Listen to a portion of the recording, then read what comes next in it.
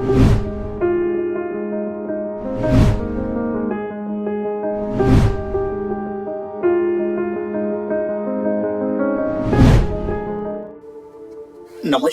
मित्रों, क्रांति वेलनेस प्रस्तुत निरामय स्वास्थ्य का प्राकृतिक राजमार्ग यह ऑडियो बुक में आप सभी का स्वागत है। हम जान रहे हैं आत्मा भाग 12। इसके अंतर्गत आज जानेंगे अध्याय 10 अपेक्षा और स्वीकार मंत्र।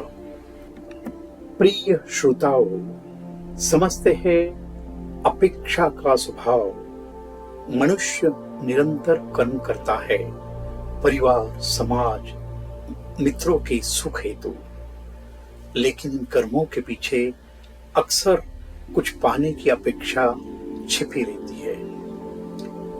अपेक्षा का स्वभाव है अहंकार को बढ़ाना, सुख दुख के बंधन में बांधना, असंतोष को जन्म देना।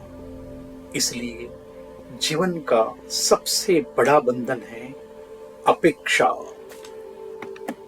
तो मित्रों, जानते हैं स्वीकार का महत्व। यदि हम जो कुछ भी हमारे साथ हो रहा है उसे अपने पूर्व कर्मों का परिणाम मानकर स्वीकार करें तो जीवन में शांति और संतोष का अनुभव होगा। स्वीकार का अर्थ है परिस्थिति को उसी रूप में मान लेना जैसी वह है। सच्चा स्वीकार मंत्र यही है, जो हो रहा है वही मेरे कर्मों का फल है, इसमें किसी का दोष नहीं है। जानते हैं आत्मा और मन का संबंध। आत्मा अजर अमर है, उसका न जन्म है न मरण।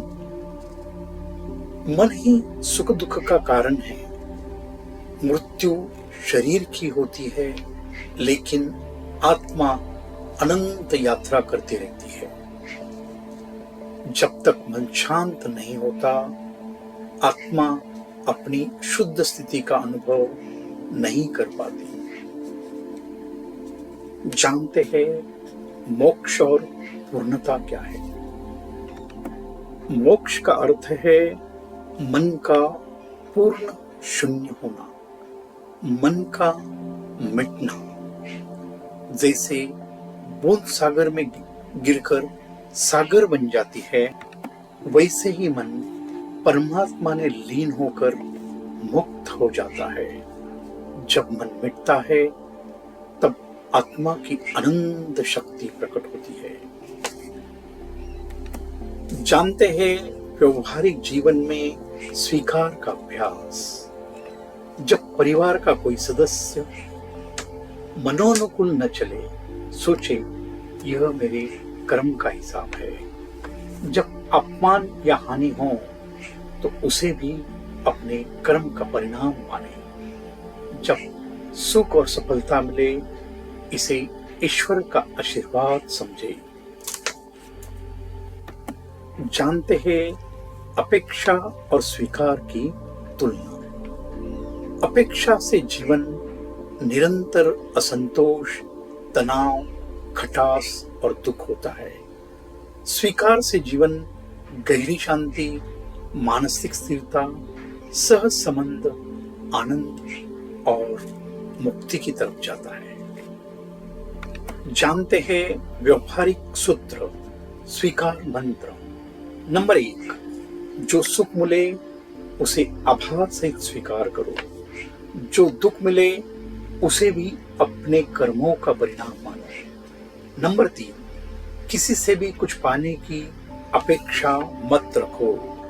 नंबर 4, हर परिस्थिति में ईश्वर की सत्ता मानो। नंबर 5, न अच्छा न बुरा, सब कर्मों का हिसाब है।